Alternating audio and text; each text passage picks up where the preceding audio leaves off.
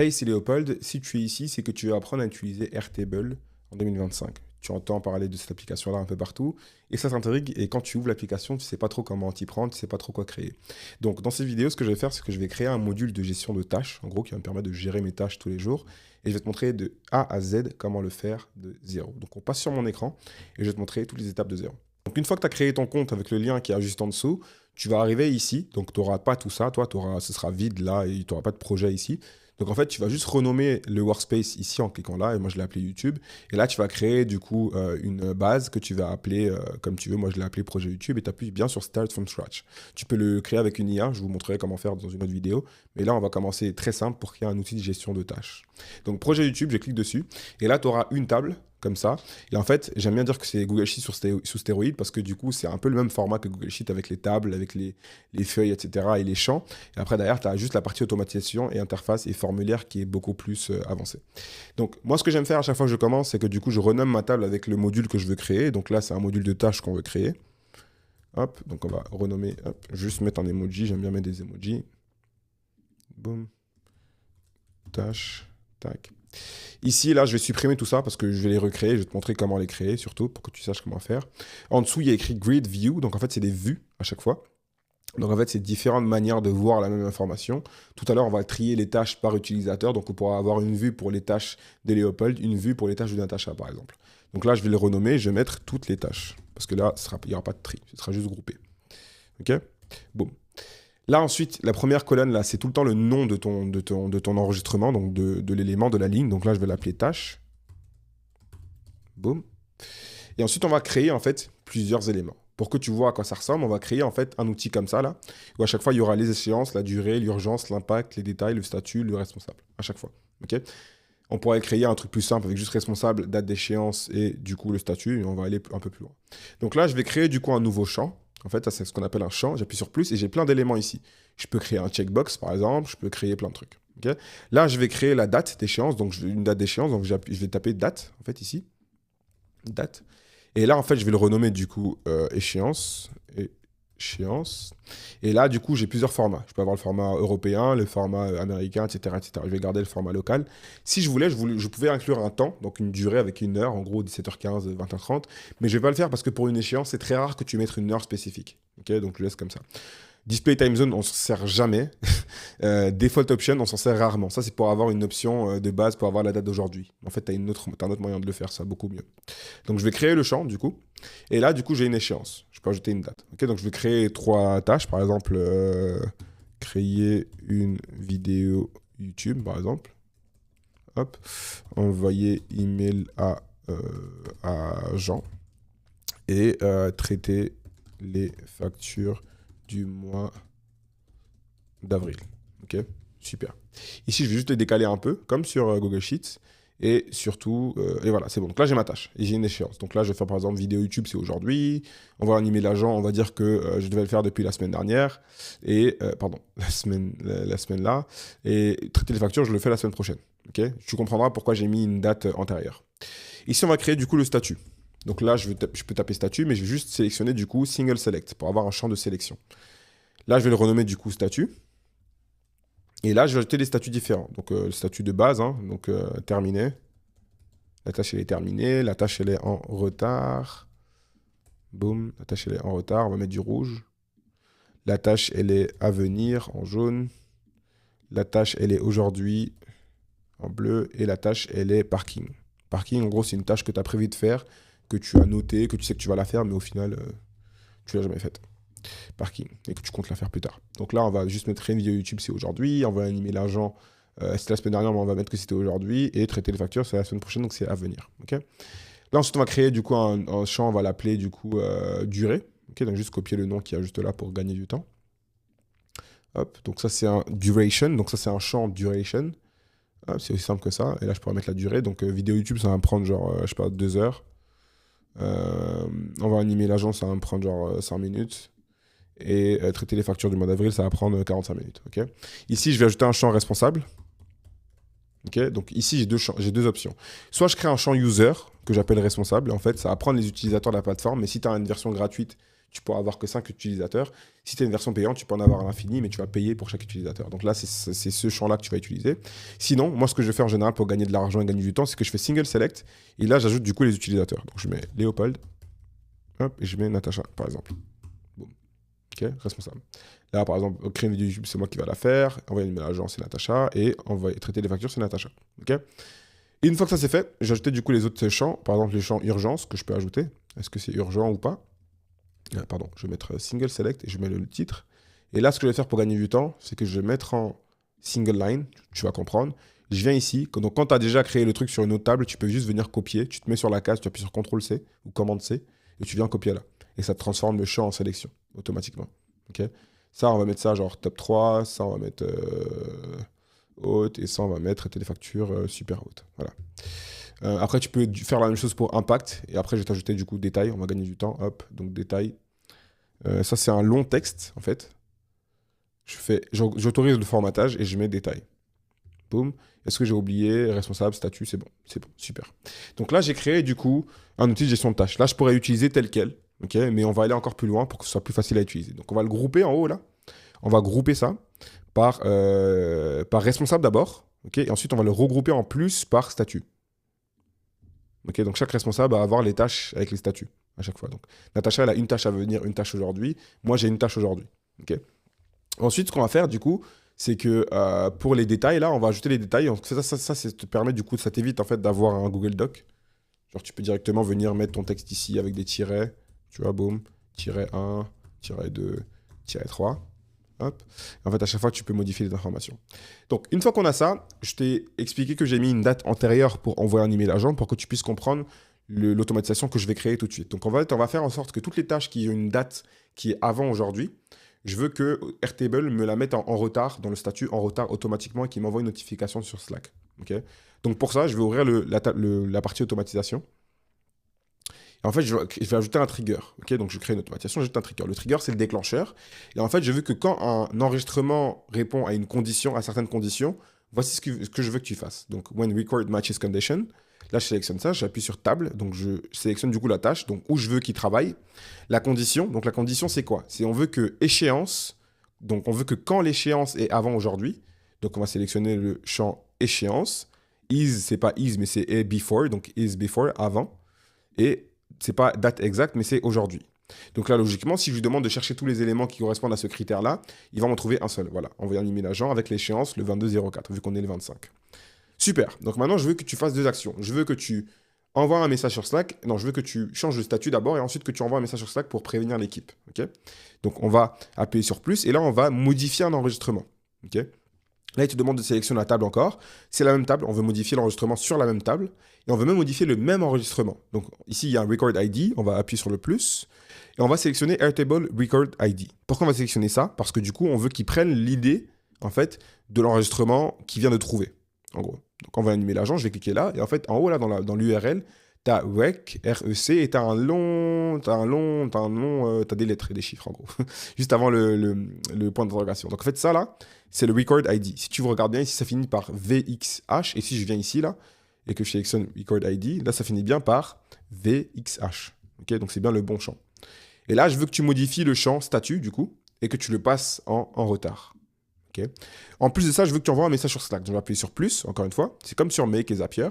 Je cherchais Slack. Ici, je vais faire Send Message. Et là, du coup, je vais sélectionner le bon compte. Donc là, c'est mon compte logique. Le channel, j'ai un compte test, normalement, que j'ai créé. Une page, enfin, un channel test. Et là, je veux que tu envoies un message. Attention, cette tâche est en retard. Tu vois. Boum. Et même ce que je peux faire, c'est que du coup, là, je vais ajouter un lien. Donc, il va m'envoyer sur la tâche en question. Donc, j'appuie sur plus et base record URL. Et là, je vais mettre attention et je vais mettre la personne. Je vais mettre attention, du coup, responsable. Donc, j'appuie sur plus, je cherche le champ responsable. Voilà. Donc, ça va mettre attention Natacha, ici, c'est tâche en retard. Ou attention Léopold, c'est tâche en retard. OK. Ici, je la renomme. Je mets tâche en... Oups. Je mets tâche en retard. Boum, je l'active. OK. Et là, du coup, hop. Juste modifier ça, je vais mettre une date, donc aujourd'hui, et je vais remettre une date avant aujourd'hui. OK. Et vous allez voir, ça l'a modifié. Boum, ça l'a décalé en retard. Et donc sur mon Slack, j'ai la notification. Hop. Donc ça m'a envoyé du coup un message juste ici qui me dit attention Natacha, cette tâche est en retard. Je clique dessus. Ça me renvoie du coup sur la tâche en question. Ok, c'est magique, c'est parfait. Boum. Donc on a créé une automatisation, je l'enregistre, je l'active et elle est créée. Ok, donc ça donne une idée, tu peux faire ça pour absolument tout. Ok, si je veux que par exemple toutes les tâches qui sont en top 3 mais qui ne sont pas encore terminées, au bout de 3 jours, bah, ça envoie une notification qui font attention, il y a des tâches qui sont en priorité numéro 3. Boum, voilà, faut que tu fasses une action, faut que tu fasses X, Y, Z. Faut être créatif après derrière pour tout ce genre de notifications. Donc on a créé la tâche, on a créé une automatisation, maintenant on va créer une interface. Une interface en fait c'est ça, pour que tu comprennes à quoi ça ressemble, pour que ce soit plus visible, pour que ce soit beau. Hop, interface, on va dans opération tâche. On va créer une interface comme ça, pour qu'on ait le nombre de tâches aujourd'hui, en retard, à venir et terminé. Plus après pour avoir les bâtonnets pour savoir la répartition, et en dessous j'aurai une liste du coup des tâches. Ok. Donc je vais créer ça, donc ici je vais dans du coup interface là, donc je vais cliquer, je vais l'ouvrir sur un nouvel onglet. Et là, ça va être vide. Il va me demander du coup de créer. Donc Start Building, j'appuie dessus et je vais créer du coup une interface. Je vais la renommer du coup gestion de projet. Donc dans l'interface, tu pourras avoir plusieurs tables, en fait, plusieurs interfaces différentes. Ici, j'ai plusieurs layouts différents. Ce que je conseille en général, c'est d'utiliser le layout dashboard parce qu'il est disponible sur téléphone comme ça et sur ordinateur. Alors que les autres, il y en a plein qui ne sont pas. Ou si je fais de zéro, bah, je ne pourrais pas l'avoir la version téléphone. Okay, donc je fais ça comme ça, j'ai sur téléphone aussi. Donc j'appuie sur Next, dashboard, et je sélectionne la table que je vais utiliser. C'est toujours tâche. Super. Et je fais Finish. Ok. Parfait. Donc là, du coup, j'ai une interface. Donc là, je peux modifier l'interface. Je peux cliquer ici pour changer le nom. Je peux dupliquer ça. Je peux dupliquer ça. Ici, je vais le renommer. Là, il y a écrit tâche. Je vais juste prendre le nom qu'il y a là, et je vais le renommer ici. Tâche. Boum. OK. Ici, count, je vais en mettre 3. Et avant d'en mettre 3 en plus, je vais d'abord le renommer celui-là. Ici, il va compter en fait le nombre de tâches. Donc, je veux compter le nombre de tâches en retard. Donc, je clique ici. Je vais à droite. Je le renomme en retard. Je change la couleur en rouge. Et j'ajoute un filtre. Filter by, j'ajoute un filtre. Je veux que les tâches où le statut est en retard. Et j'en aurai une seule du coup, vu que c'est celle qu'on a fait tout à l'heure. Je duplique ça là, clic droit ici, dupliquer. Et par contre, il faut juste que je clique là. J'autorise en fait de cliquer dessus pour que quand je clique sur la tâche en retard, je puisse avoir toutes les tâches qui sont en retard. Je fais autoriser. Voilà. OK. Ah oui, je fais aussi ça. Ensuite, ici, je clique ici pour ouvrir. Il va me proposer du coup d'autoriser, est-ce que je veux autoriser l'ouverture. Et là, boum, pareil, je vais autoriser la modification. Donc, je clique dessus et je fais Editable. Sinon, je ne pourrais pas modifier les champs. Boum. Editable. Hop. Editable. Editable. Et Editable. OK. Donc, urgence, je le laisse là. Durée, je le mets à côté de échéance. Statut et responsable, je le mets à côté. Urgence, voilà, je laisse comme ça. OK. Là, je peux juste décaler pour que ça prenne pas trop de place. Et voilà, on va animer l'agent. Ça, j'autorise la modification aussi. Et voilà, donc je ferme ça. Donc les tâches en retard, toutes les tâches en retard. Là, pareil, sauf que je veux plus les tâches en retard, je veux les tâches aujourd'hui. OK. Et là, donc je change juste le filtre, juste à changer le filtre et la couleur. Donc je veux plus les tâches où le statut est en retard, je veux les tâches où le statut est aujourd'hui. Donc je change la couleur, je mets du bleu. Je duplique encore une deuxième fois. Hop, donc je vais juste autoriser l'ouverture, juste. Ouvrir. Et il me demande en gros, est-ce que tu veux utiliser le layout que tu as créé tout à l'heure pour les tâches en retard? Je fais oui. Comme ça me copie le layout. Je n'ai pas besoin de le refaire en gros. Pareil pour ça. J'autorise l'ouverture et j'autorise l'ouverture de chaque enregistrement. Voilà. Boum. Super. Donc aujourd'hui, et là pareil, je fais la même chose, sauf que je n'ai plus les tâches qui sont aujourd'hui. Je vais les tâches à venir, par exemple. À venir la semaine prochaine, dans les prochains jours, etc. La condition, c'est plus statut, c'est plus aujourd'hui, mais du coup, c'est à venir.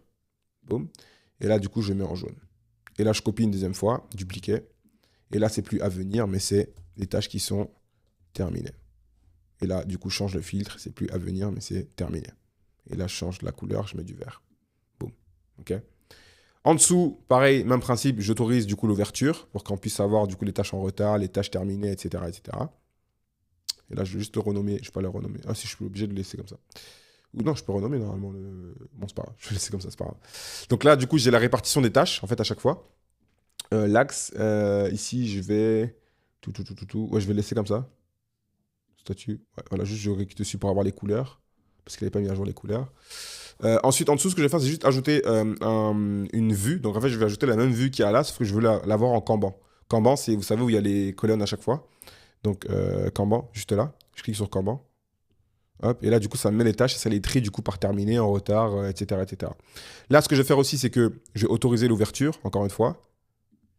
Hop. Et sauf que là, je veux les champs qui soient visibles. Je veux avoir plusieurs champs. Je veux le responsable, je veux le statut, je veux l'échéance, je veux la durée, les détails et l'urgence. Comme ça, tout est disponible sur la case directement.